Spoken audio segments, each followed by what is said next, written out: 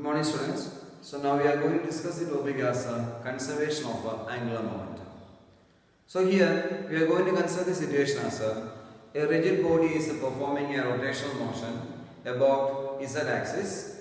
So z-axis is considered as the axis of rotation.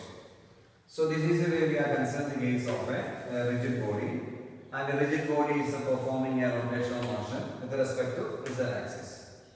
You can consider this is the z-axis and this is the y-axis. So it is moving with an angular velocity as omega. So omega is considered as the angular velocity of this body. We know that when a rigid body is performing a rotational motion, if you are considering the case of individual particles, these individual particles are moving in a circular path. So this way we can consider the case of a motion of an individual particle, so which is moving in a circular path.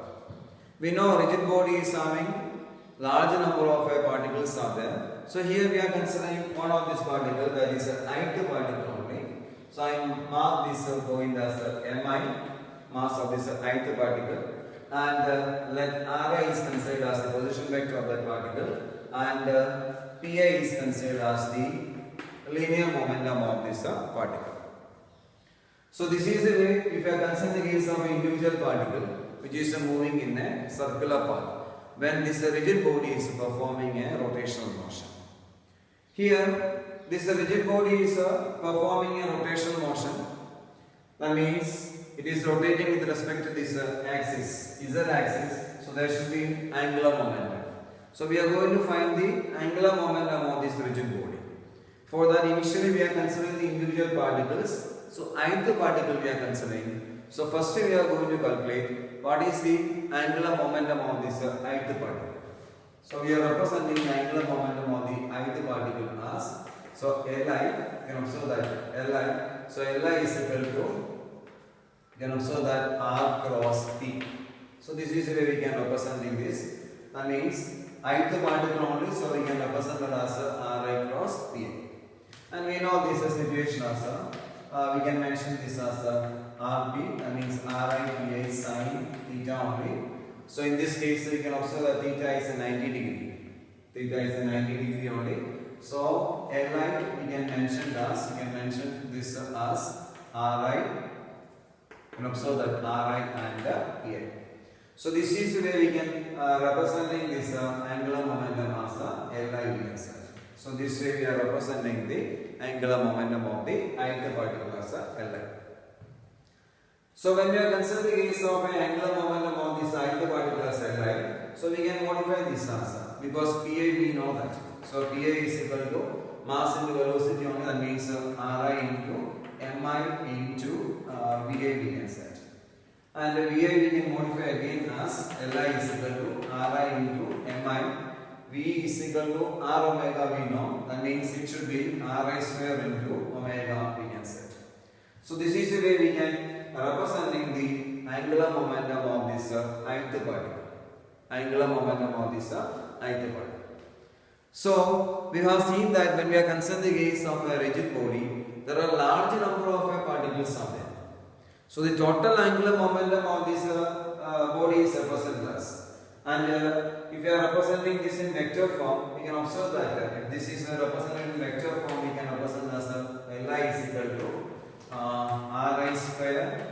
You can observe that Mi omega, which is along the z-axis only. So we can representing this as with respect to unit vector. So this way we can representing our angular momentum in vector form. So Li is equal to Ri square Mi omega unit vector k. So I said, in the case of a rigid body, there are large number of particles are there. So the total angular momentum is considered as the sum of the angular momentum of all these individual particles only. So we can consider that situation as the total angular momentum. So that is represented as L. So L is equal to, we can observe that summation of Mi Ri square into omega. So we can representing this as along with this unit vector k, we can say that. So this is the way we are representing this total angular momentum. And here we can observe that Mi Ri square, summation of Mi Ri square. So we can representing this situation as angular momentum L is equal to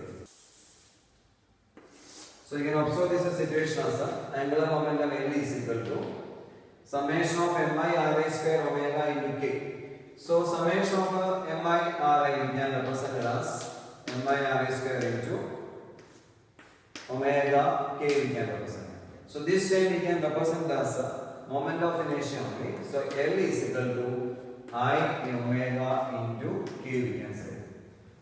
So the angular momentum is represented as I omega into k.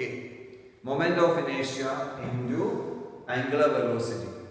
So that is along this z direction. So L is considered as I omega into k. So this is the way we are representing this angular momentum. So if you want to express in term of a vector, so L is equal, you can see that I omega bar we can say. So this is the way we can representing in terms of a vector. Here we are considering the case of a conservation of angular momentum.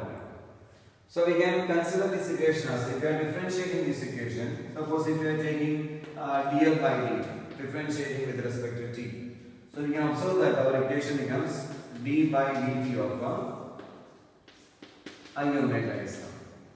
So we know dl by dt is considered as, what is the value of dl by dt? So dl by dt is considered as a torque acting on this system only.